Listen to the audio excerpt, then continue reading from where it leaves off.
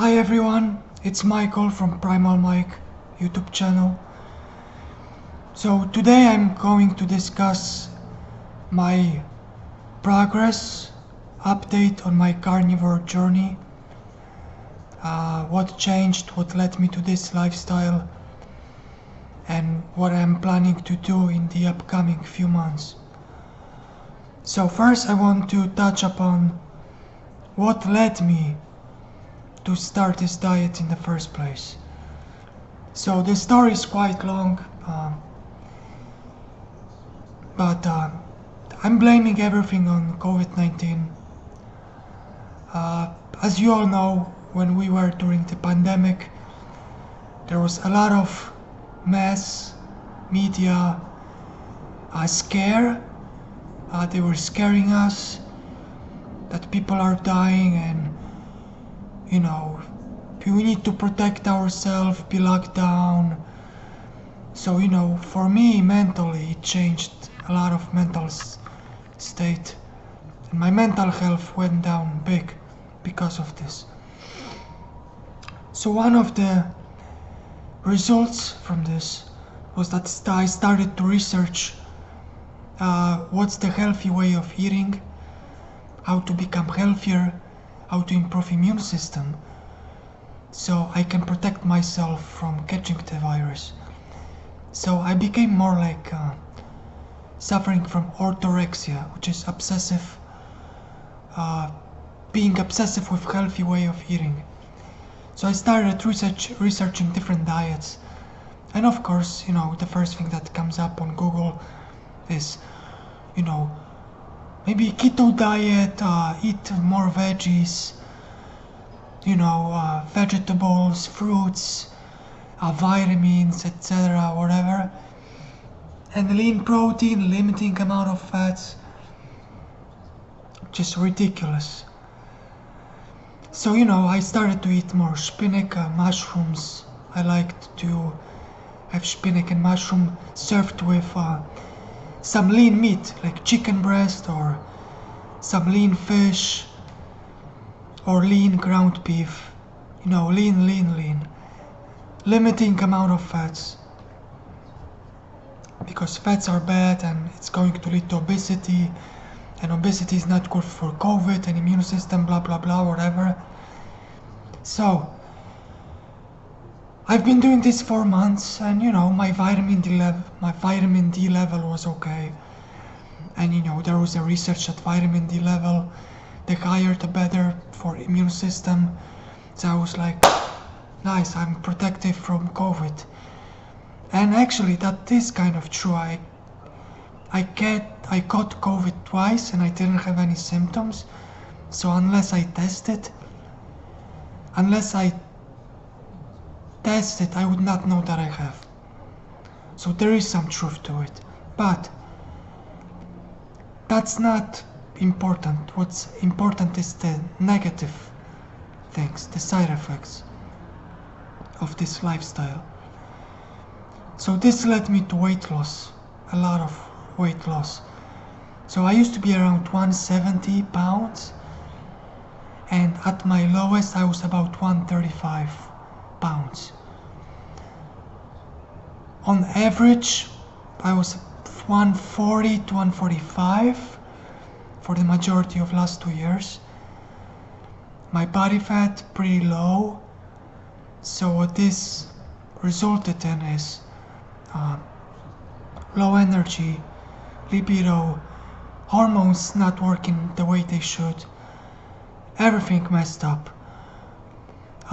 And I like sports, I like to work out, so I could still do resistance training, endurance, but I felt like I didn't feel like I was making progress. It was more like a task than pleasure to go to the gym. So not good. I didn't feel good at that time. So I did some research, I did some blood work, and I was told, you need to eat more fats. So I did some research, and you need to eat healthy fats. So I ate a lot of almonds, like avocados, and this improved things a little bit, But then I started to develop a lot of pain, arthritis, lower back pain, feet inflammation, chronic fatigue syndrome, CFS, and I felt like crap for months. For months, maybe even up to for a year. So I felt like crap. And I didn't know why. I mean, I'm eating healthy, at least healthy, the way it's defined in, on social media, what Big Pharma is promoting, But I figured that's probably not the way I should eat. So, one day I decided to get rid of oxalates because I did some research that there's oxalates in almonds, spinach, and they could lead to some fatigue syndrome, arthritis, the pain in the lower back, coming in and out of nowhere, syndromes of pain, whether it's muscle pain or arthritis in general.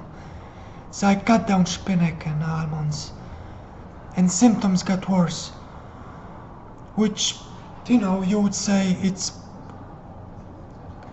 I made things worse, but not really. When you eliminate oxalates from your diet using cold turkey approach, because the body has a chance to excrete this poison from your body, the symptoms may get worse. So what happened to me, it got worse. But I didn't give up. I knew it could happen, so I stuck to it. I eliminated the almonds from my diet, and I also heard caffeine, green and black tea could also accumulate some oxalates, so I eliminated those as well. Pretty much all caffeine sources, which is for me black tea, green tea, and pre-workout, I got rid of it. And I'm pretty much for 6 weeks I'm off any caffeine whatsoever, and I felt better. But what made things better is switching to carnivore diet. So since April, end of April, the only thing I eat is, in terms of fats, butter, eggs, and beef. A lot of beef, and of course protein from eggs and beef as well.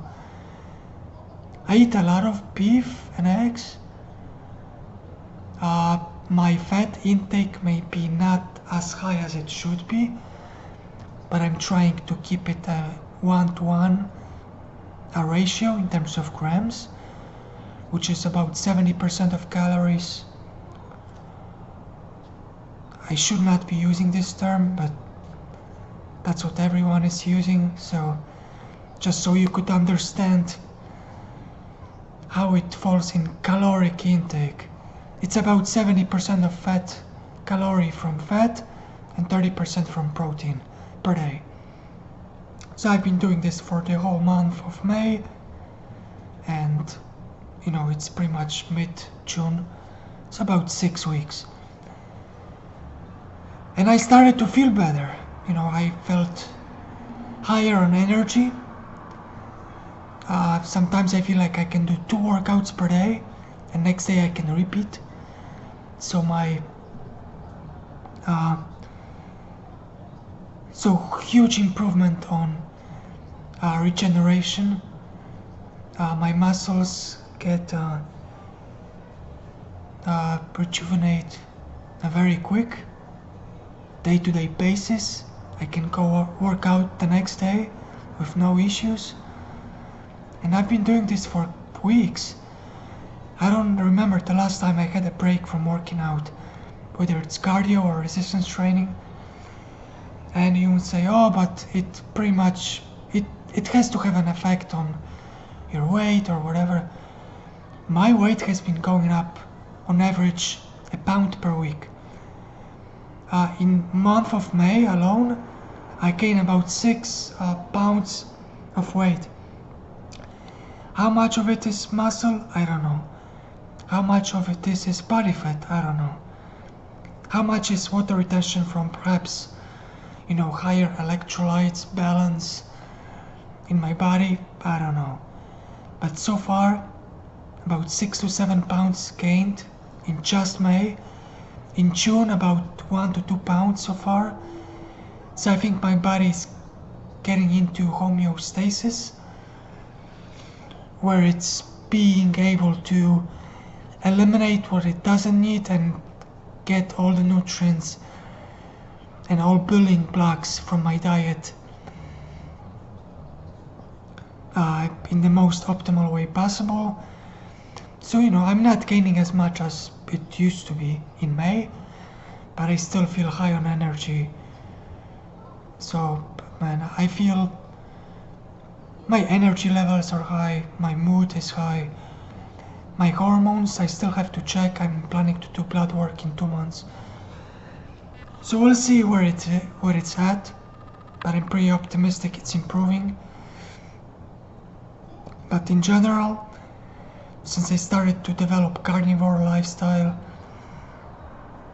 I don't see any down effects. Really, my energy is high. My recovery is quick. My weight gain is up. So what else can I expect? I expect it to continue. I will monitor the weight gain to make sure that I will make adjustments where needed. But one thing I'll add to June and July, I will monitor my ketones and glucose and see whether I'm in ketosis or not. I don't think it's important necessarily, but just for self-assessment I want to see where I'm at and whether I want to make some improvements to the meals that I eat. And my current diet is pretty much eggs, beef, some steaks for dinner. So lunch and dinner, 2 meals per day.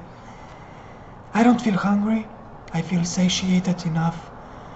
By the time I feel hungry, it's the time to eat, about noon. So I don't feel like I'm starving. So we'll see. So monitor ketones and glucose for the next few weeks, maybe until end of July.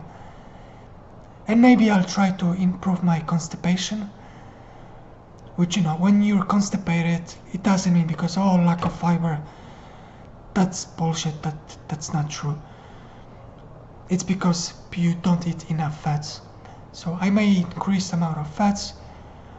The way it works, the stool, is if you're constipated, that means your bile, you have enough bile to digest the fats that you intake from your food. So you don't get into diarrhea level unless you have some bile production issues or you take more fats than your body is able to digest and absorb. So I'm going to play around with this as well, fat to protein ratio, and we'll see what it gives me, where it leads me in weeks to come.